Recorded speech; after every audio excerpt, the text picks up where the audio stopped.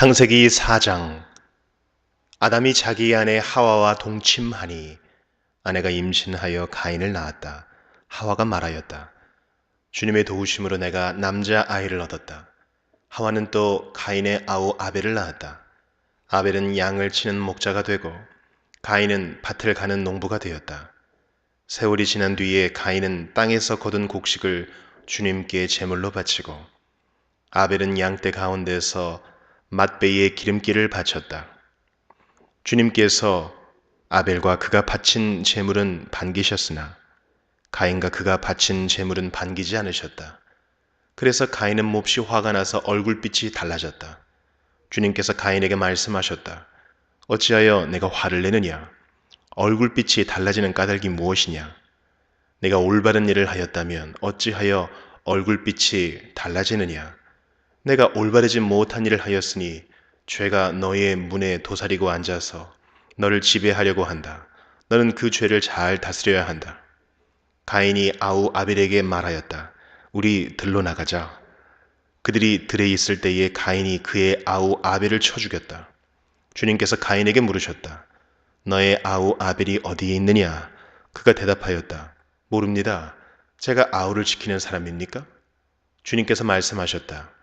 내가 무슨 일을 저질렀느냐? 너의 아우의 피가 땅에서 나에게 울부짖는다. 이제 내가 땅에서 저주를 받을 것이다. 땅이 그 입을 벌려서 너의 아우의 피를 너의 손에서 받아 마셨다.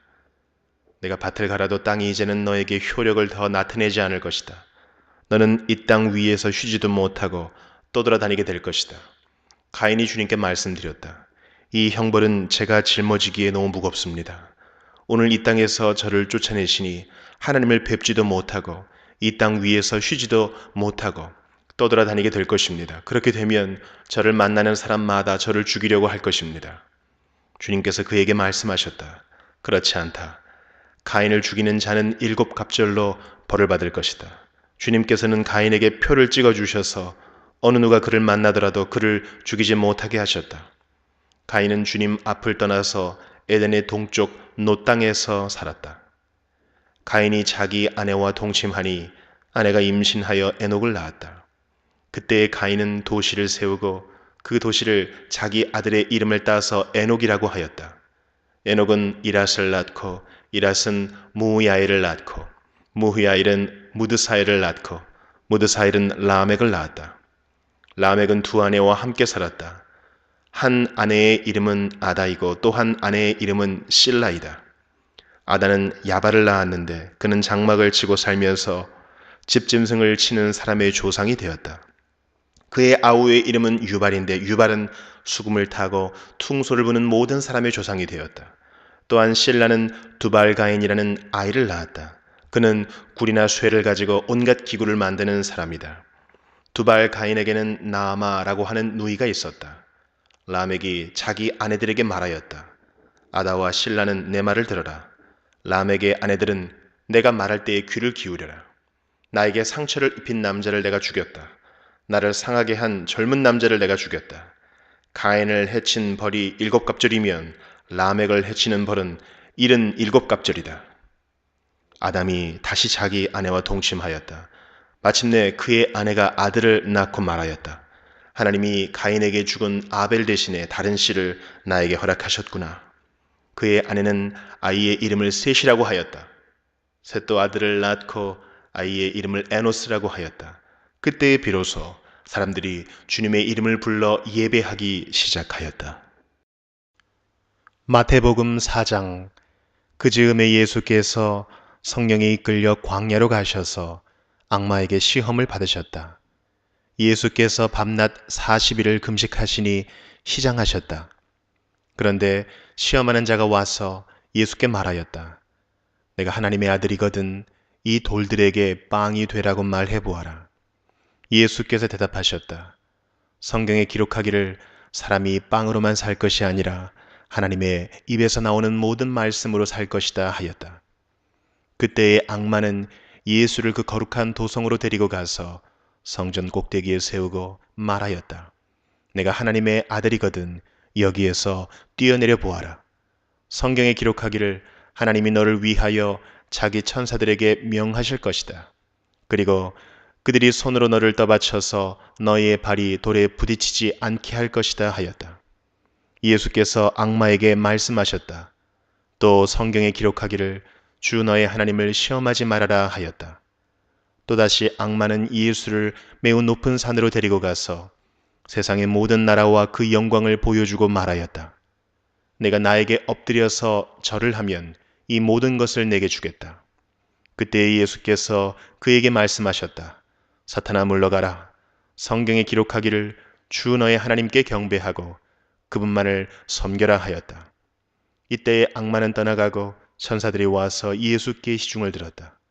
예수께서 요한이 잡혔다고 하는 말을 들으시고 갈릴리로 돌아가셨다. 그리고 그는 나사렛을 떠나 스불론과 납달리 지역 바닷가에 있는 가버나움으로 가서 사셨다. 이것은 예언자 이사야를 시켜서 하신 말씀을 이루시려는 것이었다. 스불론과 납달리 땅, 요단강 건너편 바다로 가는 길목, 이방 사람들의 갈릴리, 어둠에 앉아있는 백성이 큰 빛을 보았고 그늘진 죽음의 땅에 앉은 사람들에게 빛이 비치었다. 그때부터 예수께서는 회개하여라 하늘나라가 가까이 왔다 하고 선포하기 시작하셨다. 예수께서 갈릴리 바닷가를 걸어가시다가 두 형제 베드로라는 시몬과 그와 형제간인 안드레가 그물을 던지고 있는 것을 보셨다. 그들은 어부였다. 예수께서 그들에게 말씀하셨다. 나를 따라오너라. 나는 너희를 사람을 낚는 어부로 삼겠다. 그들은 곧 그물을 버리고 예수를 따라갔다. 거기에서 조금 더 가시다가 예수께서 다른 두 형제 곧 세베대의 아들 야고보와 그의 동생 요한을 보셨다. 그들은 아버지 세베대와 함께 배에서 그물을 깁고 있었다. 예수께서 그들을 부르셨다. 그들은 곧 배와 자기들의 아버지를 놓아두고 예수를 따라갔다. 예수께서 온 갈릴리를 두루다니시면서 그들의 회당에서 가르치며 하늘나라의 복음을 선포하며 백성 가운데서 모든 질병과 아픔을 고쳐주셨다. 예수의 소문이 온 시리아에 퍼졌다. 그리하여 사람들이 갖가지 질병과 고통으로 앓는 모든 환자들과 귀신 들린 사람들과 간질병 환자들과 중풍병 환자들을 예수께로 데리고 왔다. 예수께서는 그들을 고쳐주셨다. 그리하여 갈릴리와 데가볼리와 예루살렘과 유대와 요단강 건너편으로부터 많은 무리가 예수를 따라왔다. 에스라 4장. 유다와 베냐민의 대적은 사로잡혀 갔다가 돌아온 사람들이 주 이스라엘의 하나님의 성전을 짓고 있다는 말을 듣고서 스룹바벨과 각 가문의 우두머리들에게 와서 말하였다. 아시리아 왕 에살핫돈이 우리를 여기로 데려왔을 때부터 이제까지 우리도 당신들과 마찬가지로 당신들의 하나님을 섬기며 줄곧 제사를 드려왔으니 우리도 당신들과 함께 성전을 짓도록 하여 주시오. 수르바벨과 예수아와 그 밖에 이스라엘 각 가문의 우두머리들이 그들에게 대답하였다. 당신들과는 관계가 없는 일이요. 주 우리의 하나님께 성전을 지어 드리는 것은 우리가 할 일이요. 페르시아 왕 고레스가 우리에게 명령한 대로 주 이스라엘의 하나님의 성전을 짓는 것은 오로지 우리가 할 일이요. 이 말을 들은 그 땅 백성은 성전 짓는 일을 방해하여 유다 백성의 사기를 떨어뜨렸다. 그들은 고문관들을 매수하면서까지 성전을 짓지 못하게 하였다. 이러한 방해는 페르시아 왕 고레스가 다스리던 모든 기간뿐만 아니라 페르시아 왕 다리우스가 통치하던 때까지 이어졌다. 아하수에로가 왕위에 오르니 대적들은 유다 주민과 예루살렘 주민을 고발하는 글을 올렸다. 아닥사스다 때에도 비슬람과 미드르닷과 다부엘과 그 밖의 동료 관리들이 페르시아의 아닥사스다 왕에게 글을 올렸다. 그 편지는 아람 글로 적었고 번역이 되었다. 루흠 사령관과 심세 서기관은 예루살렘 주민을 고발하는 상소문을 아닥사스다 왕에게 썼다. 그때에 상소를 올린 사람은 루흠 사령관과 심세 서기관과 동료들과 그 밖에 디나 사람과 아바삿 사람과 다블레 사람과 아바세 사람과 아렉 사람과 바벨로니아 사람과 수산 사람과 데헤 사람과 엘람 사람과 귀족 오스나발이 사마리아의 여러 성과 유프라테스 강 서쪽 여러 지방에 이주시킨 민족들이다. 다음은 이들이 보낸 상소문의 내용이다. 유프라테스 강 서쪽에 있는 신하들이 아닥사스다 임금님께 아뢰입니다. 임금님께서 다스리시는 여러 지방에 흩어져서 살던 유다 사람들이 우리가 사는 예루살렘으로 와서 자리를 잡고 범죄와 반역을 일삼던 악한 성읍 예루살렘을 지금 다시 세우고 있습니다. 기초를 다시 다지고 성벽을 쌓아 올리고 있습니다. 이 일을 임금님께 아뢰입니다. 성벽 쌓는 일이 끝나고 그 성읍이 재건되면 그들은 세금과 조공과 관세를 바치지 아니할 것이며 틀림없이 국고에 손해를 끼칠 것입니다. 나라에서 녹을 타먹는 우리로서 임금님께 불명예스러운 일이 미칠 일을 그냥 보고만 있을 수 없어서 이렇게 상소문을 올리어서 임금님께 아뢰입니다. 조상이 남기신 기록들을 살펴보시면 임금님께서도 바로 이 성읍이 반역을 일삼던 곳이었음을 아시게 될 것입니다. 예로부터 이곳에서는 반란이 자주 일어나서 임금님들을 괴롭히고 다른 여러 지방에까지 피해를 입혔습니다. 이 성읍을 없애버린 것은 바로 그러한 반역 때문입니다. 이 성읍이 재건되고 성벽 쌓는 일이 끝나면 임금님께서는 유프라테스 강 서쪽 지역을 잃게 되신다는 것을 아뢰는 바입니다. 이에 대하여 왕이 내린 회신은 다음과 같다. 르훔 사령관과 심세서기관과 사마리아와 유프라테스 강 서쪽에 사는 경들의 동료들에게 평안을 빌면서 이 조서를 내린다. 경들이 우리에게 보낸 상소문은 번역이 되어 내 앞에서 낭독되었다. 그것을 듣고서 조사해 보니 과연 그 성읍 사람들은 예로부터 왕실의 권위에 반기를 들어왔으며 그곳이 반란을 일으키는 자들의 속을 이었음이 밝혀졌다. 한때는 강한 왕들이 그곳 예루살렘을 다스리면서 유프라테스 강 서쪽 지방을 장악하고 조공과 세금과 관세를 거두기도 하였음이 확인되었다. 그러므로 경들은 그들에게 명령을 내려서 이를 중단시켜라. 다음에 내가 다시 명령을 내릴 때까지 그들이 성읍을 재건하지 못하도록 하여라. 이 일에 착오가 없도록 유의하여 왕실이 화를 입거나 손해를 보는 일이 없도록 하여라. 르훔과 심세서기관과 동료 관리들은 아닥사스다 왕의 편지를 읽고 곧 예루살렘으로 올라가서 유다 사람들이 일을 하지 못하게 무력을 써서 막았다.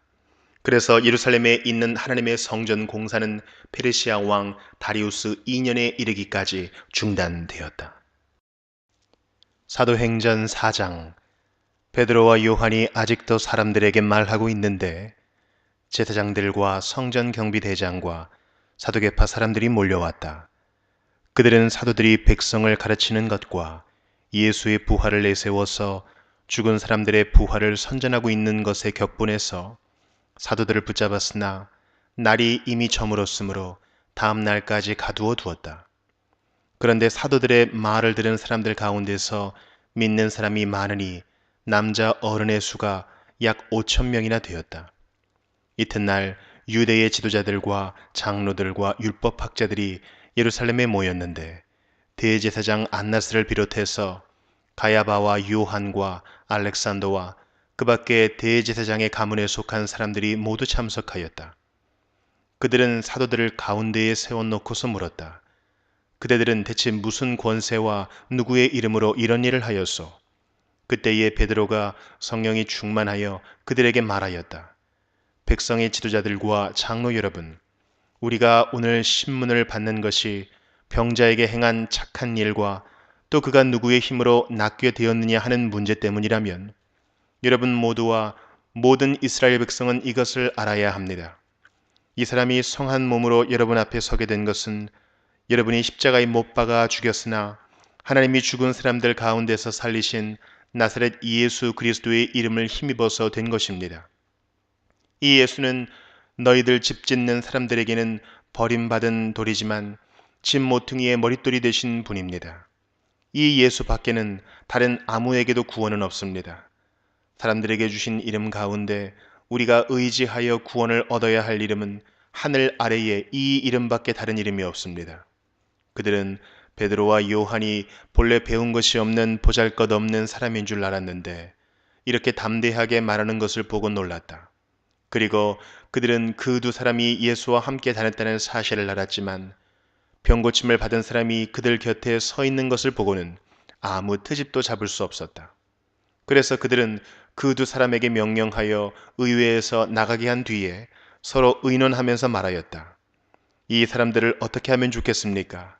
그들로 말미암아 기적이 일어났다는 사실은 예루살렘에 사는 모든 사람이 다 알고 있고 우리도 이것을 부인할 수 없습니다. 다만 이 소문이 사람들에게 더 퍼지지 못하게 앞으로는 이 이름으로 아무에게도 말하지 말라고 그들에게 엄중히 경고합시다.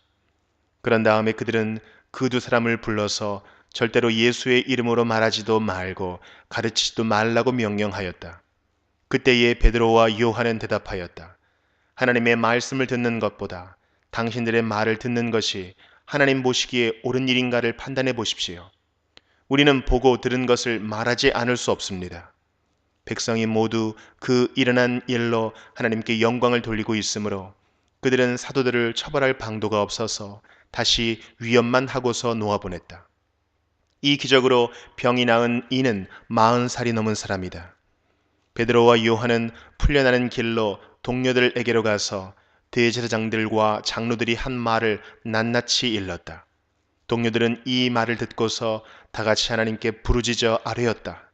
하늘과 땅과 바다와 그 안에 있는 모든 것을 지으신 주님, 주님께서는 주님의 종인 우리의 조상 다윗의 입을 빌어서 성령으로 이렇게 말씀하셨습니다. 어찌하여 이방 민족이 날뛰며 뭇 백성이 헛된 일을 꾀하였는가? 세상 임금들이 들고 일어나고 통치자들이 함께 모여서 주님과 그의 메시아에게 대적하였다. 사실 헤롯과 본디오 빌라도가 이방 사람들과 이스라엘 백성과 한패가 되어 이 성에 모여서 주님께서 기름 부으신 거룩한 종 예수를 대적하여 주님의 권능과 뜻으로 미리 정하여 두신 일들을 모두 행하였습니다. 주님, 이제 그들의 위협을 내려다보시고 주님의 종들이 참으로 담대하게 주님의 말씀을 말할 수 있게 해주십시오. 그리고 주님께서 능력의 손을 뻗치시어 병을 낫게 해주시고 주님의 거룩한 종 예수의 이름으로 표징과 놀라운 일들이 일어나게 해주십시오. 그들이 기도를 마치니 그들이 모여 있는 곳이 흔들리고 그들은 모두 성령으로 충만해서 하나님의 말씀을 담대히 말하게 되었다. 많은 신도가 다 한 마음과 한 뜻이 되어서 아무도 자기 소유를 자기 것이라고 하지 않고 모든 것을 공동으로 사용하였다. 사도들은 큰 능력으로 주 예수의 부활을 증언하였고 사람들은 모두 큰 은혜를 받았다. 그들 가운데는 가난한 사람이 한 사람도 없었다. 땅이나 집을 가진 사람들은 그것을 팔아서 그 판돈을 가져다가 사도들의 발 앞에 놓았고 사도들은 각 사람에게 필요에 따라 나누어 주었다. 케프로스 태생으로 레위 사람이요 사도들에게서 바나바 곧 위로의 아들이라는 뜻의 별명을 받은 요셉이 자기가 가지고 있는 밭을 팔아서 그 돈을 가져다가 사도들의 발 앞에 놓았다.